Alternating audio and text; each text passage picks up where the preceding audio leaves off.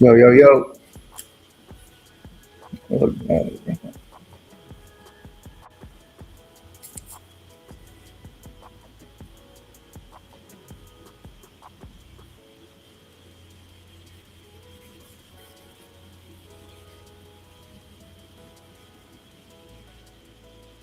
yo, yo.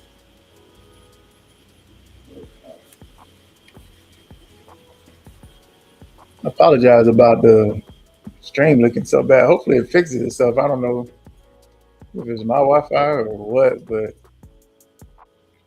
anyways, we live. I got my water and we said our prayers.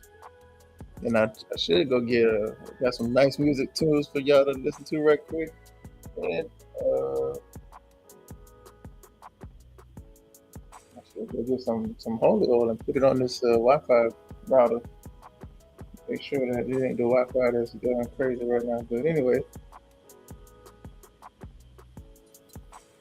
I'm gonna go ahead and cut these tunes off.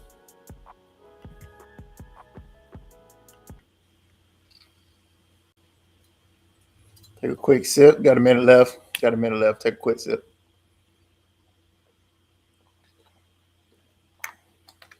Parched.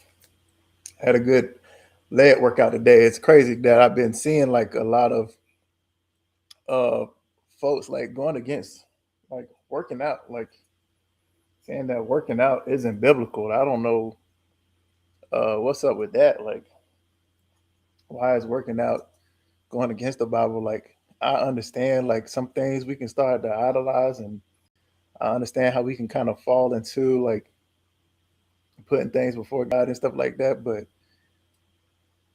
I feel like everybody just find a reason to complain. Like this, all that we finding subjects to speak about just so we can talk about things on social media, just so we can get views and likes, and people can sit there and agree and applaud and all this other stuff. And honestly, that's not edifying. That is it doesn't say like do not exercise, and we're trying to tie too many things to idols. Like exercising is not an idol. It's taking care of your body, like staying healthy, staying disciplined, just like reading your word. That's you're staying disciplined. You read your word every day, that's discipline. You go to work every day, that's discipline. Next thing you know, they're gonna be saying like, you working too hard is an idol. But anyway, I digress. I just think that we're doing way too much with these social media platforms when it comes to trying to find subjects to talk about to have an audience when we have the Bible. And the Bible has enough in it for us to talk about that we don't have to make up subjects. Now, I could be wrong, and I know this is Bible study today, but man, I had to get that off my chest. Like, we have enough, we got 66 books in the Bible. We have enough topics in the Bible that we can talk about on a day in, day out basis. On a day in, day out basis. And every time I read the Bible, I learn something new. You know that? I learn something new. Every time I read the Bible, I learn something new. So there's enough things that we can talk about where we don't have to try to nitpick everything and try to make that into something when it's not. And saying that working out is not biblical, it's just not something that we need to talk about. Anyways, welcome to Faith After Five. You know who it is, your boy KJ. You know what the day is. It is Bible study day. And if you tuned in last week, I told you this week we was going to be going over Ruth. Now, I'm getting ready to move.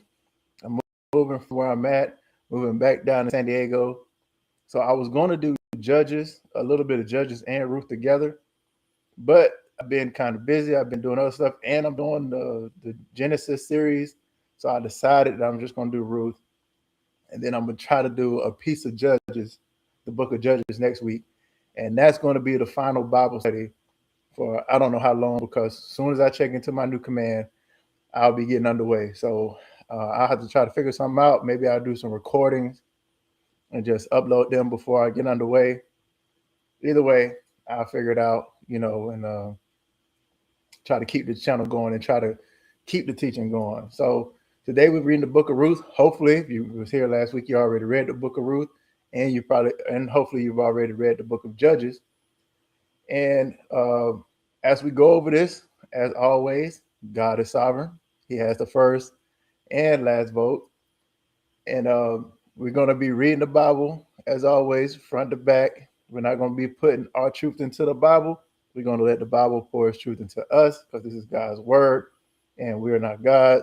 We're not here for any kind of denomination. So there's no Orthodox, no Calvinism, no Baptist, no Seventh Day, no Catholic, no none of that. We're just here reading the Bible as we would any other book, front to back, with literal, grammatical, historical hermeneutics. And how we reread it, see Spot run, see Steve go. That's exactly how we're going to read it. We're not going to try to put our own interpretation into it. We're going to let the Bible give us its own interpretation, put its interpretation into us. Now, I will be breaking down some things, as always. And as we know, all signs in the Bible point toward Jesus. And even though we haven't seen the name Jesus, everything in the Bible points to the name Jesus. So we get what we earn. I'll dish out the topics, and I'll try to show some of the areas of where the book of Ruth also points to the name Jesus. And as I go through it. So short book, only 4 chapters. So this should be quick. We're going to be starting in Ruth 1, chapter 1. And I'm going to go over this, and then I'm going to break it down for you. All right, as always. So Ruth 1, verse 1. Now it came to pass the days when the judges ruled, and that there were a famine in the land, and a certain man of Bethlehem, Judah, went to sojourn in the country of Moab, he and his wife and his 2 sons. And the name of the man was Elimelech, and the name of his wife was Naomi, and the name of his 2 sons was Mahlon and Chilion, Euphrates of Bethlehem, Judah. And then it came into the country of Moab and continued there. And Elimelech, Noah's husband, died, and she was left her 2 sons. And they took them wives of women of Moab.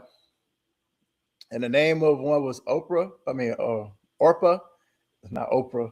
Orpah. And the name of the other one was Ruth. And they dwelled there for 10 years. And Mahlon died also, to both of them.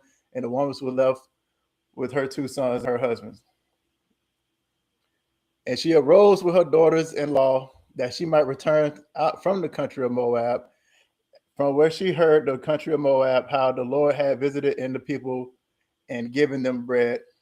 Wherefore she went forth out of the place where she was, and her 2 daughter-in-laws with her, and they went on their way to return to the land of Judah. And Naomi said unto her 2 daughters-in-law, Go, return each to your mother's house. The Lord dealt with you kindly, and ye have dealt with the dead with me. Excuse me. And the Lord have granted you that ye may find rest, each of you, in the houses of her husband. Then she kissed them, and they lifted up her voice and wept. And she said, Turn until the turn.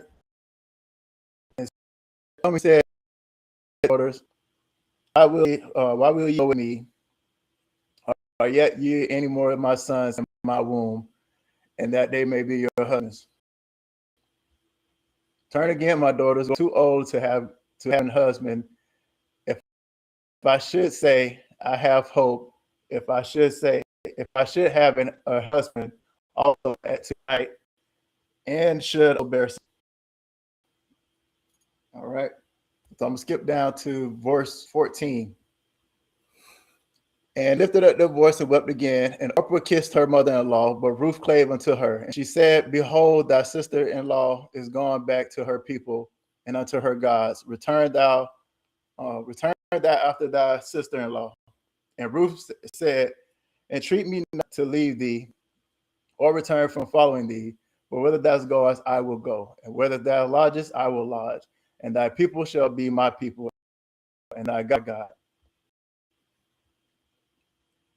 I will die, and whereas thou be buried, the Lord do so to me, and more also, if aught but death depart. All right.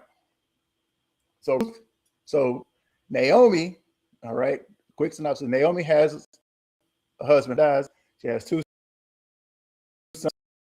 sons, has so her husband dies, and she tells them to go on back to go on back to Moab. The one Orpah, she returns back like, I'm staying here with you. I'm gonna die with you. I'm gonna lodge with you. I'm gonna be wherever you go, and your God is gonna be my God. So this is one picture, right? And Ruth is a Moabite, so she's an outsider, fully abandons her old identity to follow Naomi and the God of Israel. So this is more than emotion, but this is more like a covenantal language. Like, I'm tied to you unconditionally. Ruth chooses God before even seeing or blessed with anything that God had done for the Israelites and the people of Judah. This is faith for commitment. So before she even had any kind of clarity about it, she was committed to staying with Ruth and following behind God. All right. So Naomi's declaration to Naomi is the defining moment of commitment. She chooses to leave her homeland, culture, and past to follow Naomi and serve the God of Israel. This isn't an emotional attachment. It's a covenantal and unconditional decision. Ruth binds herself to Naomi, and a future God has no guarantee of provision of success in this moment. Her words reflect total surrender, location, people, faith, and it shows the real faith begins with obedience before understanding whatever the outcomes may be, may or may not be. Ruth steps into uncertainty, but anchors herself into loyalty and trust. Now, to me, this also says a lot about Naomi. Like, Naomi must have been some type of person, some type of a woman, for her to feel comfortable enough to not go back to her old identity, her old ways. And plus, I'm pretty sure, now, you know what? I'm not going to do that because I don't want to read into the text. But this says something about Naomi. So her commitment sets the foundation for everything that God does for her in the next life. All right. So dropping down to Ruth 120. And she said unto them, call me not Naomi, call me Mara. So Mara means bitter. All right. For the Almighty hath dealt with me very bitterly with me. I went out full of the Lord and hath brought me back home empty. Why then call me Naomi, seeing that the Lord hath testified against me and the Almighty hath afflicted me? So Naomi, Ruth, the Moabite, is her daughter-in-law with her, which returned out of the country of Moab. They came to Bethlehem and beginning of the barley of harvest. Beginning of the barley harvest, excuse me.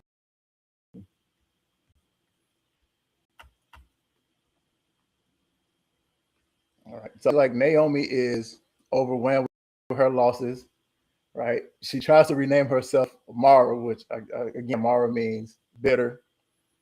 She believes that God has dealt with her harshly, taking her husband, taking her sons, taking her security, knowing that she was too old to marry again, thinking she was too old to, or saying that she was too old to bear sons to give as husbands again, all right, because she's up in age, obviously. This moment reveals an emotional weight and suffering and how it can distort your perception. Naomi sees her life as empty, yet she cannot see that God is already working through Ruth beside her. So sometimes your greatness, all right, sometimes your greatness is helping somebody else be greater, right? So in this thing, like, Naomi is not seeing that maybe her greatness is turning somebody else and making somebody else greater. You know what I'm saying? So her grief is real, but her conclusion is incomplete. This passage teaches that pain can cloud your judgment and the understanding of God's plan. Even in the season where God feels distance or against us, he is often preparing restoration behind the scenes. Naomi's story reminds us that bitterness can be temporary when God hasn't finished writing the ending yet. All right. So Ruth 2:2. And Ruth the Moabite said unto Naomi, let me go, let me now go to the field and glean corn after him, and whose sight I shall find grace. And she said unto her, go, my daughter. So gleaning is like picking, basically. That's what gleaning means, like going out and picking crops. And she went and came and gleaned the field after the reapers, and her heat was light on the part of the field belonging unto Boaz, who was the kindred of Elimelech.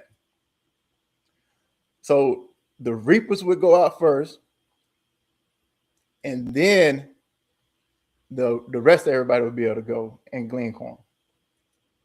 All right.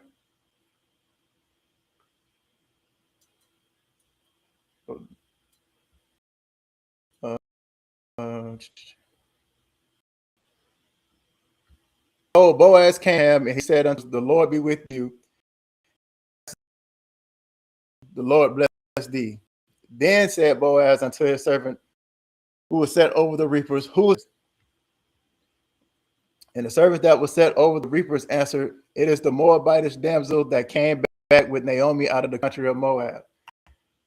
And she said, I pray you let me glean and gather after the reapers among the sheaves. So she came and has continued even from the morning until now, and she tarried a little into the house. Then said Boaz unto Ruth, hearest thou not, my daughter? Go not and glean into the field, neither go from hence, but abide here fast by my maidens. So you're probably looking at this and saying, why is he calling Ruth my daughter? But that was kind of like a thing back in those days. It's kind of like when we would talk to people back in the 80s and 90s, can't really do it no more, but you would be like, hey, sweetheart, hey, my darling, like that. All right. Let thine eyes of the field that they do reap and go after them. Have I not charged the young men that they shall not touch thee? And when thou artest, go into the vessels and drink that of which the young man have drawn. And she fell upon her face and bowed to the ground and said to him, why have I found grace in thine eyes that thou shalt take knowledge of me, seeing I am a stranger? And Boaz said unto her, it hath fully been showed me all that thou hast done unto thy mother-in-law since the death of thy husband, and how thou hast left thy father and thy mother in the land of the nativity, and art coming to the people which thou knowest not hereto of. So Boaz seems to know that Ruth is a good woman, right? Obviously, he's a kinsman of Elimelech, Naomi's estranged husband or deceased husband. And now he's even seeing favor in Ruth because Ruth is out there gleaning and she's taking what she can and she's going to make sure that Naomi eats, right? And has crops. So Ruth goes out to glean and happens to enter the field which belongs to Boaz. But in this moment is not random, it's divinely orchestrated. What looked like a chance is actually God guiding her steps. Ruth is simply being diligent and faithful in her responsibility, yet God is aligning her with the very person who will change her future. This verse highlights how this chapter highlights how God is aligning her with the person who will change her future forever. This verse also highlights how God works through the ordinary actions to fulfill extraordinary purposes. It shows that obedience in the small, unseen moments can lead to life-altering outcomes. God's providence often doesn't appear in a dramatic form.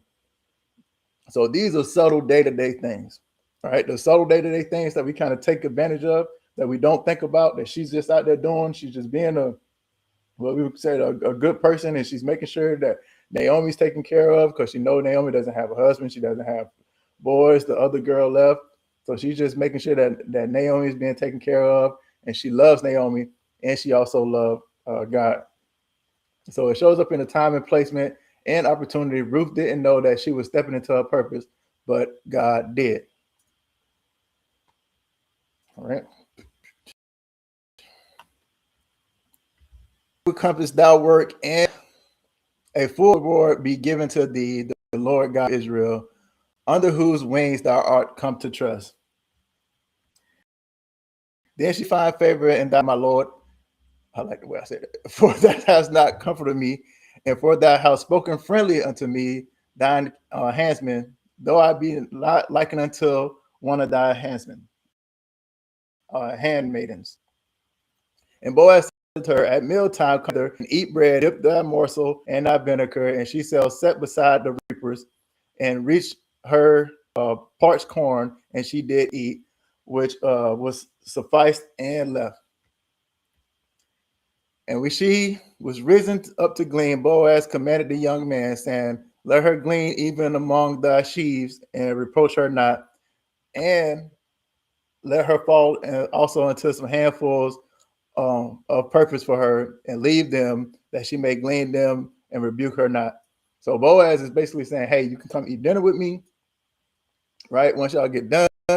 He's also saying, like, hey, talking to the young men, the other reapers that's out there, like, hey, when you out there, just throw a little something extra in her basket. You know what I'm saying? Make sure she get enough to let her know that she good. You feel me? All right.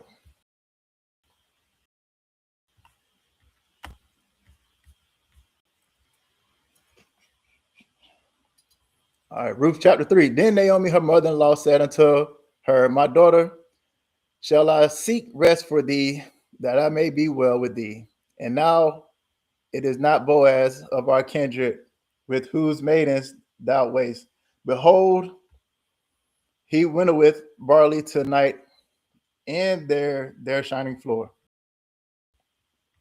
Wash thyself therefore and anoint thee, and put on a raiment upon thee, and get thee down on the floor, but make not thyself known unto the man until he shall have done eating and drinking. So she's basically uh, guiding Ruth on how to act. Like, hey, go clean yourself up, go make sure you put some perfume on, put on that red dress and some of those high heels, and but classy though, classy. You know what I'm saying? And when he don't go in there trying to make a scene. Don't go in there trying to make yourself known. Just be smooth, be cool. Go in there, chill, eat, and he gonna notice you because he already has. But you ain't gotta do nothing extra. You know, maybe look over once in a while. You know what I'm saying? Give him some flirty eyes. I don't know. Okay, I'm reading into it. Never mind. All right. And it shall be when he lieth down that there is where he shall lie, and thou shalt go in and uncover his feet and lie down and lie thee down, and he will tell thee what you shall do. And she said unto her, all that thou sayest unto me. Oh man, excuse me, I did legs today. My knees hurt. According to all of her mother-in-law had um, bade her to do. And when Boaz had eaten it, with his heart was merry, he probably was fixed off that wine. He laid down into the heap of the corn, and she came softly, covered his feet, and laid down. And it came to pass at midnight, he was afraid. He turned himself, and behold, the one lay at his feet. And he said, who art thou? And she said, answered, I am Ruth, thou hast paid, for thou art near. And he says, for the Lord, my daughter, for shew kindness and a latter end than any at the beginning, insomuch as thou followest this, not young men, whether poor or rich. So he's basically saying, hey, you know, I can't sleep with you because we got some rules and regulations that they had back then. All right, and I'm about to break it down in a minute. And he said, but I see you because we got all these other dudes out here working out with their shirt off, sweating, you know, or glistening all over, you know, never mind. But he was saying, like, you know, she hasn't went after these other men that, you know what I'm saying, she was just being a virtuous woman, so to speak, which we about to get into. And now, my daughter, fear not, I will do to thee all thou requested, for all thy city of my people doeth, for thou art a virtuous woman. And now it is true that I am near thy, but that I am thy near kinsman. Howbeit there is a kinsman nearer than I. Tarry this night, and in the morning, that if he perform unto thee the part of the kinsman, well, let him do the kinsman part. But if he will not do the part of a kinsman to thee, then I will do the part of a kinsman to thee, as the Lord liveth, lie down until the morning. So back in those days, if the husband died, all right, one of the kinsmen had to take the wife, was supposed to take the wife, right? And especially if they belong to a land. So if the kinsman, whoever the kinsman was, the closest to kinsman, whether it be a brother or cousin, a close cousin or something like that, or a very close relative, however the line fell into it, if they wanted the land, they had to take the land and they had to take the woman as possession. All right. And we remember the story of Onan in Genesis. Onan was supposed to give I forgot her name, but he was supposed to give his brother's wife a kid, and he ended up spilling it on the floor, and God struck him down. So there were certain rules back then that they would have to do. If they denied to take it, then they would have to take their sandal off and all that other stuff, and then the next person could take it. All right. So Boaz is saying, hey, there you have somebody that's close in the line that could take you, but if he don't take you, then I'm gonna come get you. So just be easy. Stay here till the night. I don't want nobody to know you're here, because I don't want nobody to think that I have defiled you. And in the morning, when we go to the courtship and everything happen, if buddy don't want you, I got you. I got you. And she lay at the feast until the morning, and she rose up therefore and could now another. And he said, let it be known that the woman came into the floor. And he said, bring the vial that thou hast upon thee and hold it. And she held it, and she measured 6 measures of barley and said unto her, and she went into the city. And when she came her to her mother-in-law, she said, who art thou, my daughter? And she told her all that the man had done for her. And she said, these 6 measures of barley he gave me. And for he said to me, go not empty unto thy mother-in-law. And then she said, sit still, my daughter, until thou knowest how the matter will fall. For the man will not be in rest until he have finished the thing this day. So Naomi already knew. She's like, look, just chill out. I know how this thing gonna go play out. I'm telling you, you about to win. You know what I'm saying? You about to get your Boaz. All right.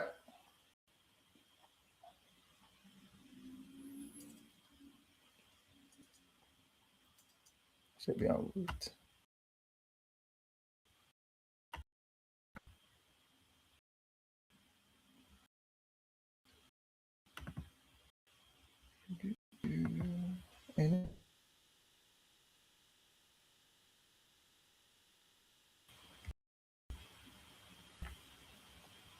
So before I go any further, so Boaz affirms that Ruth is a virtuous woman, known by entering the community. Her reputation wasn't built on status or background, but on consistent character and integrity. Ruth lived with humility and diligence, honor, and it came visible to everybody. So everybody in the community is starting to notice Ruth, right? They notice how she moved, they notice how she act, they see that she's a virtuous woman. She's not putting herself out there, she's just trying to take care of Naomi. These verses highlight the godly character, which eventually be recognized and respected. Ruth then pursued validation. She pursued righteousness, and recognition followed by Boaz. It shows you that no matter that you matter more than where you come from. Excuse me. God elevates those who walk uprightly, even if they begin as an outsider. Ruth's life demonstrates that the character is the foundation for lasting favor and opportunity. All right. So last chapter, about to get to it. Then Boaz went up to the gate and sat down with the kinsman of Boaz spake to by unto whom he said, how such a one turn aside and sit down there. And he turned aside and sat down, and he took the 10 men of the elders of the city and sat down there. And they said to the kinsman of Naomi that has come out again into the country of Moab, selleth a parcel of land which our brothers Elimelech's, which was our brothers Elimelech. And I thought to advertise thee, saying, buy it before the inhabitants and before the elders of my people. If thou redeem it, redeem it. But if thou wilt not redeem it, then tell me that I may. For there is none to redeem besides thee and after thee. And he said, I will redeem it. Then Boaz, and then said, what day thou buy field in the hand of Naomi, thou must also buy Ruth the Moabitess, the wife of the dead, to raise up the name of the dead until upon his inheritance. And the kinsman said, I cannot redeem it for myself, least Marman on inheritance, redeem thou may right to thyself, for I cannot redeem it. So the other kinsman is like, look, I don't want it. You can have it. All right. Now, this is a matter of a former time in Israel concerning redeeming and concerning change. For to confirm all things, a man plucked off his shoe and gave it to his neighbor, as this was a testimony in Israel. Right. So they would take out their sandal, they would give it off, and they would walk with one sandal on, showing the sign that they didn't want to redeem. All right. So Ruth 4, and I said unto the elders, unto all the people, ye are witnesses this day that I have bought that which was Elimelech's, and all that was Chalon's and Milon's of the land of Naomi. Moreover, Ruth, the Moabitess, the wife of Mahlon, have I purchased to be my wife, to raise up the name of the dead upon the inheritance, that the name of the dead not be cut off from among his brethren, and from the gate of his place ye are witnesses to this day. So Boaz publicly redeems Naomi and Ruth as family, restoring their inheritance in the future. This is an act of legal, intentional, and costly. He takes responsibility where others have, where the other guy refused, right? And he was the last one left. So it was just him and the other guy. Redemption is not just about marriage, but about restoring a broken lineage and providing stability. This moment reflects how true redemption involves sacrifice and commitment. Boaz secures Ruth's future and honors her past, bringing her into a place of belonging. It mirrors a greater biblical theme that redemption restores what was lost and rebuild and what was broken. This passage shows that God includes the provision of legacy. How does this affect us in these days' time? But just like God sent Jesus Christ to redeem not just Israel, but to the vow, and allow all the Gentiles to be redeemed in, right? So all the outsiders had a chance to be with God as well, and didn't have to go through Israel to be a part of it. All we had to do was go through Jesus, the Redeemer. All right. So redemption isn't just a rescue, it's restoration and purpose. All right. And yeah. So the descendants and Ruth. So if you remember, I want to say it wasn't last. 2 Bible studies ago, I took you to Matthew and we went over the lineage and who was in there. Boaz and Ruth, right? So redemption isn't just about restoration. Excuse me, I'm sorry, I already said that. So Boaz took Ruth and she was his wife. And when he went up into her, the Lord gave her conception and she bare a son. And the woman said unto Naomi, blessed be the Lord, which hath left thee this day without a kinsman, that his name may be famous in Israel. And he shall be unto thee a restorer of thy life, nourisher of thine old age, and thy daughter, who which he loved thee, which is better than thee of 7 sons had borne him. And Naomi took the child and laid him on her bosom and became unto it. And the women of her neighbors gave it to the name, saying, there is a son born to Naomi, and they called his name Obed. He is the father of Jesse, who is the father of David. All right, so we see the lineage, we see how it's going, and like I said, I've already went over the lineage a couple Bible studies ago. So Naomi, who was once filled with bitterness, now is experienced the restoration. Right, she's seeing what she has done and how she helped Ruth become greater, and how the purpose that she had it's become greater. So now she don't have to call herself Mara no more. She could just go back to being Naomi. All right. Her emptiness is replaced with joy, and her loss is transformed into new life. This moment reveals God's ability to reverse seasons and pain and bring fulfillment where there was once despair. Naomi's story became full circle. What she believed in the end was actually a transition. God uses Ruth as a vessel for her restoration, showing how blessings often come through unexpected people. And we see that all the time. We see that all the time. Like I've received some blessings lately through some unexpected people or unexpected person. This passage emphasizes that God restores not just materially, but emotional and spiritually. All right. So this is huge, right? Because without Boaz and Ruth, which I'm pretty sure God would have had a different plan, but Boaz and Ruth lineage was the lineage where Jesse and David come from. All right. Now I'm about to time out and step forward, step ahead a little bit. We know David ended up being, David ended up being Jesse's last son, who became the king of Israel, who also slayed Goliath, who also loved God with all his heart. All right. He was a man after God's own heart. Right. And through his lineage, we got Jesus. Right. So God can use an outsider for a divine purpose. He can use anybody for a divine purpose. Small obedience leads to generational impact. So the things that we take for granted on a day-to-day basis, just waiting on big miracles, waiting on things, just do the small things. Do the small things because you never know how that outcome is going to affect you in the long run or affect somebody else in the long run.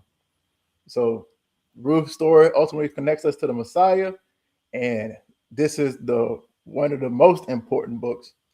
And all the books in the Bible are important, but when it talks about lineage, redemption, and being able to be formed into God's purpose, this is one of those books that show you that without it ultimately talking about just Jesus Christ or God in general or any of the law. All right. So to wrap this one up, the book of Ruth is about loyalty, going from bitterness to restoration, and redemption, having the lineage of Christ.